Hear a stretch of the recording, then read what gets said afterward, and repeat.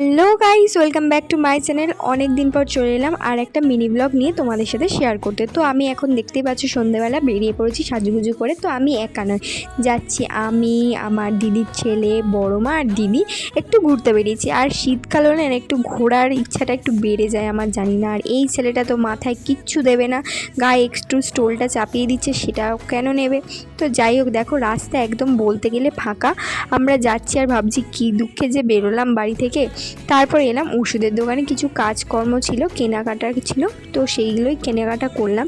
আর এটা হচ্ছে আমাদের রাজপুর মহাশ্মশান, এখানেই আমাদের দিদাকে পোড়ানো হয়েছিল। এখন চলে এসেছি সব থেকে একটা লোভনীয় প্রিয় আমার খাবার খেতে। সেটা নিশ্চয়ই বুঝতেই পারছো কী খেতে এসেছি। হ্যাঁ, ফুচকা খেতে এসেছি অনেক দিন পর সবাই মিলে।